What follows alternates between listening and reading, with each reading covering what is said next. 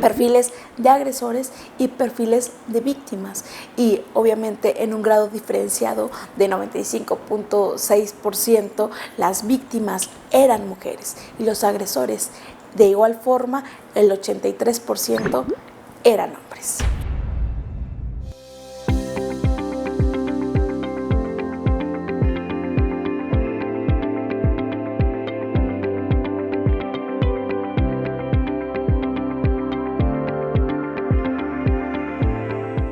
Buenas tardes, amigos de Periódico Victoria y amigos de la revista Celebra. Los saludo con muchísimo gusto con un tema muy importante para nuestra sociedad. Se trata de esta charla de concientización respecto al Día Internacional de Eliminación de la Violencia contra las Mujeres. Con ese propósito está con nosotros una invitada muy especial. Se trata de Jennifer de la Torre. Ella es especialista en los temas de género y también pues en defender los derechos humanos y los derechos de la mujer. Bienvenida, Jennifer, gracias por tomarte el tiempo de estar aquí. Entonces vamos a entrar de lleno al tema. A ver, ¿cuál es la situación actual en cuanto a la eliminación de la violencia hacia las mujeres? Sí, primero que nada, muchísimas gracias por el espacio, Dani. Es un gusto estar aquí con el tema en el marco del 25N. Y creo que es bien importante tomarlo a colación porque justamente hay campañas internacionales de todos los 25 de todos los meses, pero justamente el 25 de noviembre abarcamos los 16 días de activismo, ¿no? Por ejemplo, las activistas o las que nos formamos en el tema de los derechos de las mujeres y a favor de defenderlos, es muy importante no solamente el tema de la visibilización del tema, sino también de la erradicación de la violencia. Y es que es un tema de urgencia, no nada más para el Estado, sino también para la nación, y que justamente afecta de forma diferenciada en un gran lugar para las mujeres y para las niñas. Entonces, este tema ojalá no nada más se hablara en el marco del 25N, sino se hablara todos los días, en todos los ámbitos, para que se reconozca y se pueda erradicar, porque lo que no se conoce, en ocasiones no sabemos cómo atacarlo. Hablando de lo que no conocemos, ¿cuáles son esas violencias que hemos normalizado en nuestra sociedad, que son las que más comúnmente se ejercen contra las mujeres, las niñas y las adolescentes? Bueno, pues si nos vamos a datos estadísticos, prácticamente de la encuesta de la dinámica de las relaciones en los hogares, justamente nos habla de la violencia que existe en los hogares, ¿no? Y que hablamos de violencia en los hogares y hablamos de diferentes tipos de violencia: la violencia sexual, la física, la psicológica, pero también existen las modalidades, ¿no? Y una modalidad de violencia también es la violencia digital, a la que ahora se enfrentan mucho las mujeres, sobre todo las adolescentes y las niñas. En esta parte de las nuevas tecnologías, el tema de la violencia digital como tipo de modalidad de violencia, el hecho de nombrarla, de saber, y en ocasiones hasta las consignas, ¿no? Se pensaba que lo virtual no es real, pero eso afecta, y hay daños psicológicos, hay violencia digital sexual, hay violencia digital psicológica, o sea, desde una modalidad hasta un tipo de violencia. Para que nuestro público pueda entenderlo más, danos un ejemplo de lo que sería la violencia sexual o la violencia psicológica en una plataforma digital.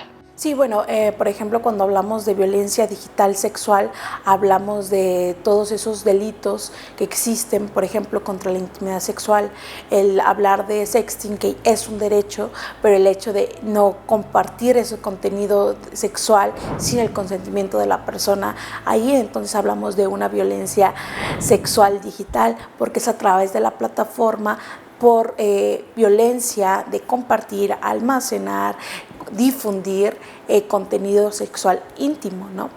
Y con el tema es que, por ejemplo, hablamos del ciberacoso, una cosa que se da mucho en temas de preparatorias y secundarias, en grupos de Facebook o plataformas donde convergen la comunidad estudiantil y pues típicas relaciones discriminatorias.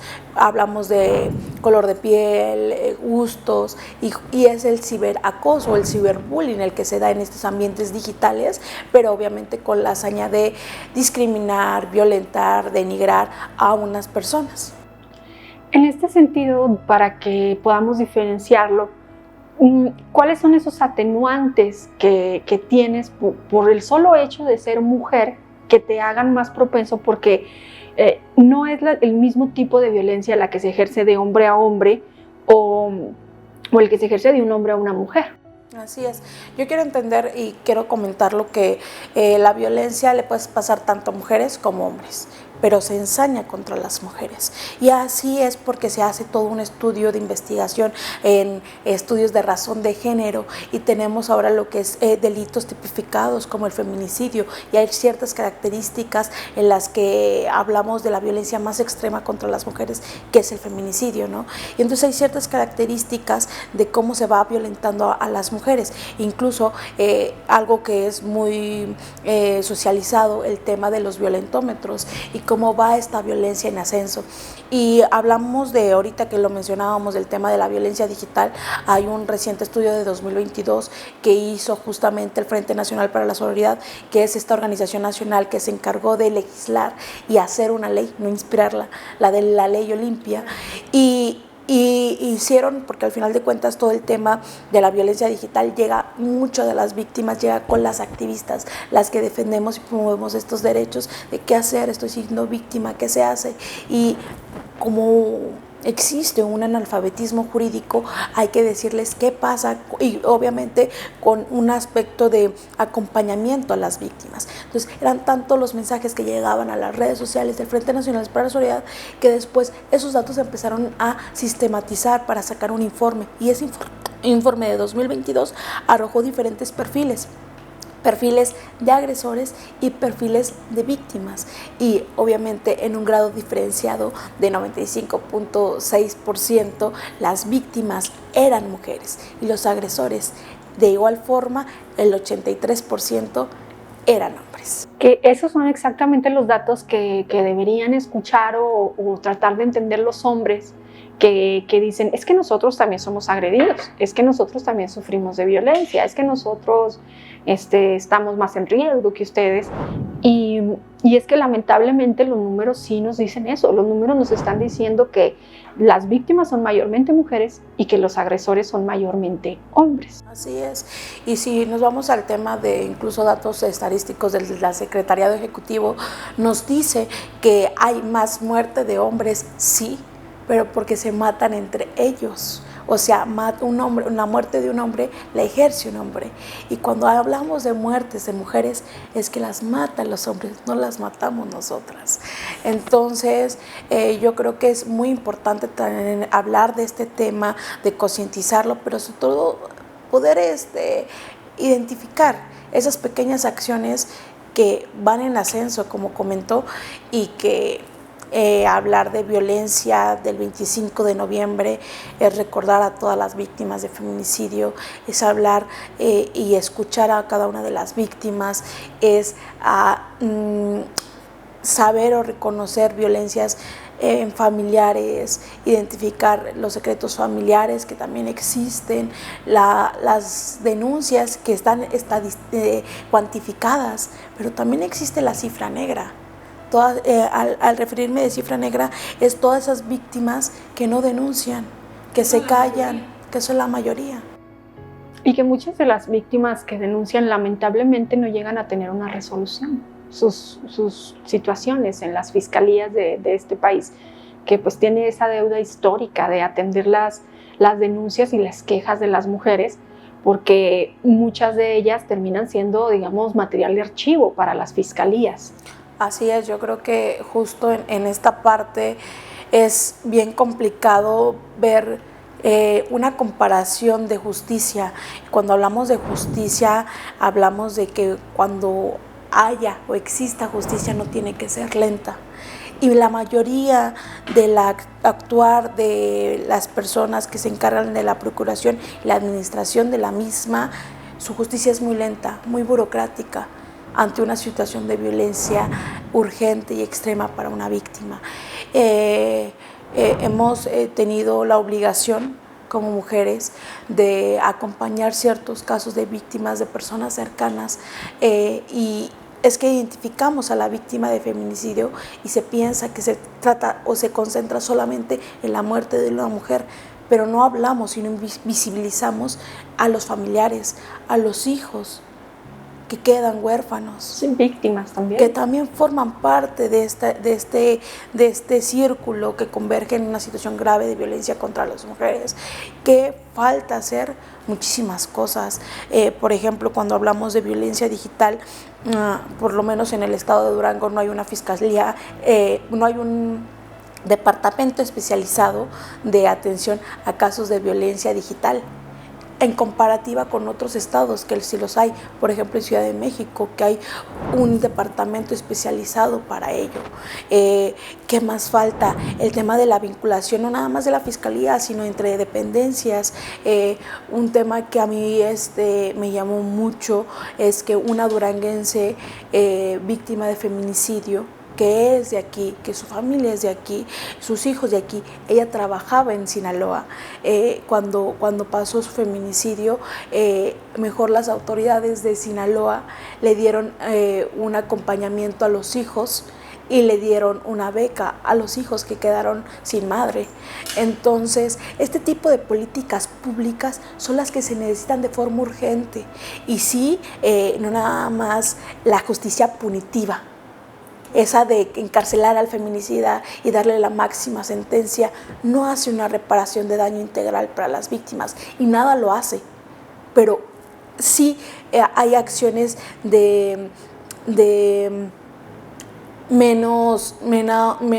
enfrentar menos violencia en una situación de urgencia, que deberían de tomarse en cuenta, un tema integral. Y yo creo que incluso como víctimas secundarias, por así decirlo, de los casos de violencia hacia la mujer, como tú dices, los hijos, las madres de las víctimas, incluso los padres, los hermanos, sus maridos, en algunos casos, que en muchos, pues bueno, el marido termina siendo el victimario, ¿verdad? Pero en los casos que no lo son.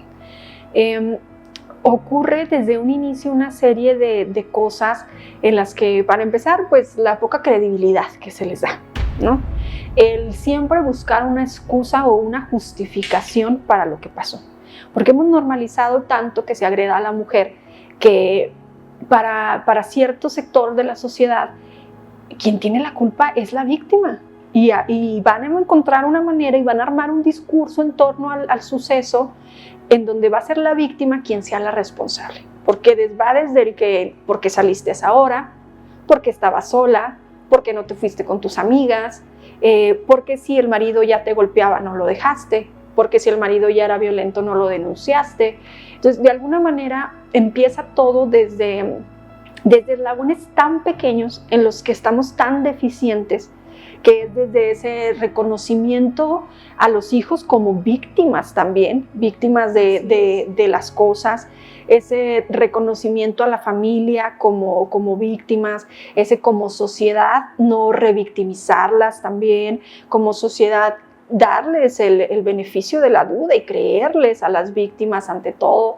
Entonces, sí, que cuando dices que falta, pues yo siento que falta hasta incluso de los eslabones más pequeños que tal vez puedan ayudarnos ya a construir pues un entramado institucional que opere en favor realmente de las mujeres.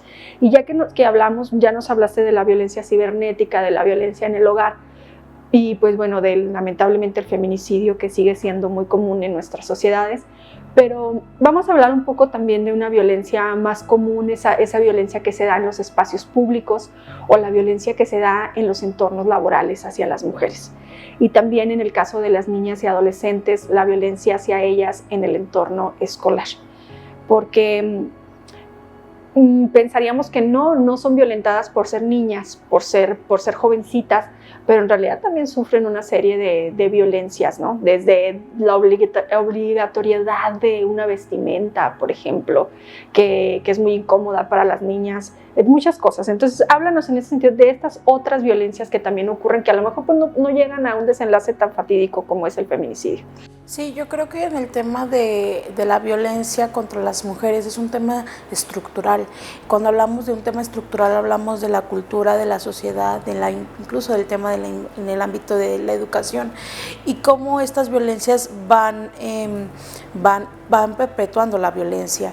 Cuando comentas tú del tema de las víctimas, niñas, adolescentes, me voy al acompañamiento de casos, porque una cosa es las cifras y justo a mí me gusta hablar de ejemplos porque hay nombres, son personas, hay madres y si encerramos todo el discurso de cómo visibilizar, es mejor ponerle una cara a las víctimas, ¿no? En esta parte ha habido, por ejemplo, aquí en Durango, temas de interés y de conciencia social, escuelas como la Escuela 19, donde se cerró la escuela por una violencia de un docente con una alumna. Cuando hablamos de violencia educativa, también hablamos de temas y de contextos que solamente se visibilizan mucho en marzo, el tema de los tendederos que se hacen, los señalamientos de las violencias de los catedráticos que son violentadores y que se reconoce su perfil en tendedero tras tendedero, pero de personas egresadas que ya son profesionistas y que también pasaron por las aulas y vivieron esa violencia. Y que te das cuenta que a fecha de hoy no ha cambiado, y que porque no cambia. Siguen saliendo en esos tendederos año con año. Año con año. ¿De qué ha funcionado la visibilización de los tendederos? Porque justo hay renuencia en esta forma de protesta y de visibilizar a los agresores. Son instituciones que han prohibido, a facultades o escuelas que han prohibido que se hagan los tendederos. Sí, y les han cooptado su derecho a la libertad de expresión. Por ejemplo, también aquí en una escuela privada, las jóvenes se dedicaron a generar un tendedero, después las encerraron en un aula de la escuela, les quitaron los teléfonos, una de ellas grabó todo, y desde las instituciones y las autoridades que representan a esa escuela es que violentaban y perpetuaban por proteger a ciertos perfiles, ¿no? A ciertos compromisos académicos. Y es que hay que entender que los tendederos y toda esta forma de expresión sí ha funcionado, tan ha funcionado que por lo menos aquí en el estado de Durango el Tecno ya tiene un protocolo, el Instituto Tecnológico de Durango, que no había hasta que pasaron situaciones como tendederos o violencias graves contra las mujeres y empezaron a generar estos protocolos. Por un caso de Durango, en todos los politécnicos nacionales crearon un protocolo. En la universidad ya había un protocolo, pero sigue faltando cosas importantes. Por ejemplo, un tribunal universitario, como lo existen en otras universidades, y que se han enfrentado, porque vaya, no es un caso exclusivo de Durango, es un tema de un contexto nacional de la violencia que hay contra las mujeres. En las universidades tienen que ir un paso adelante, de hecho vamos muchos atrasados, porque esta violencia no es que apenas esté pasando, sino de que no se hablaba de ella. Temática por muchísimos años. Así es, y no se hablaba de ella. Entonces el tema de la violencia en el ámbito educativo es algo que permea y lo hablamos en todos los niveles, desde primaria, lamentablemente así es, hasta profesional. Y cuando hablamos del tema profesional, y ya que nos vamos un poco más en el tema del ámbito laboral, que también era otra de las preguntas, yo creo que aquí el tema es todavía más difícil porque existe una codependencia de un ámbito laboral o de un empleo, y que en muchas de las ocasiones hay muchas víctimas que permiten muchas cosas porque tienen la necesidad burguesa de alimentarse 3 veces al día, ¿no? O sea, porque tienen la necesidad de vivir al día, de tener ese empleo, y los agresores se aprovechan de eso, y más los agresores que están en puestos de poder, en puestos de toma de decisiones como ejecutivos, gerentes, y que permean ese tipo de conductas, ¿no? Y también algo de lo que muy poco se habla es de la violencia institucional permeada por mismas empresas, y lo hablo por el doloroso caso de la víctima de feminicidio del Coppel de aquí de Durango, porque ahí hablamos de una invisibilización por parte de la empresa, por parte de la sociedad y el Estado. Una empresa que ya previamente había sido en otros estados fuertemente cuestionada, la empresa, por las prácticas que tenían, que ponían en riesgo a las mujeres que laboraban en sus... Así es, no tener seguridad, no tener todas las cámaras funcionando, no tener protocolos de acción, y no nada más para la empresa, sino vámonos para todas esas organizaciones que forman parte de comités empresariales del estado de Durango. ¿Dónde están esos protocolos? En el mero centro histórico, la invisibilización tan cruel de la fiscalía de acordonar con tangas y ropa interior la escena del crimen al día siguiente de la violencia, la indemnización pobre que le da la empresa como finiquito a la familia,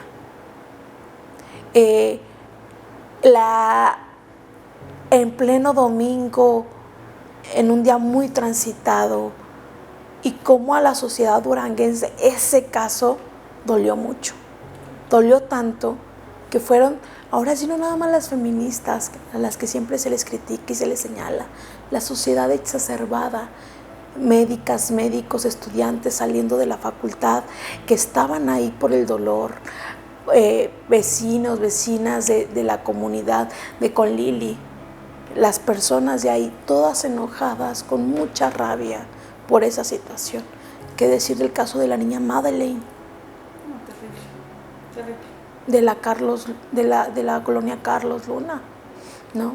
Y cada vez que nombramos a esas víctimas es hablar de una historia en específico, y es de hablar de cómo la sociedad duranguense, y creo que cada vez va siendo más cruel la forma en cómo matan a las mujeres. Este caso muy reciente de la muchacha, muy jovencita, una verdadera pena su caso por la corta edad que tenía, pues, esparcida por ahí, por la ciudad, en una situación que todavía no logramos explicarnos cómo se llega a una situación de tal brutalidad. Y es que cuando vamos y decimos qué es lo que tenemos que hacer, primero empezar desde lo más mínimo y quitarle la carga de la culpa a las víctimas, y de que ellas no tienen la culpa de enfrentarse a diferentes tipos de violencias. Y es que hablar de eliminar la culpa parece un enunciado muy fácil, pero es algo tan arraigado que somos nosotras las mismas mujeres que nos sentimos culpables de las violencias que nos hacen. Exactamente.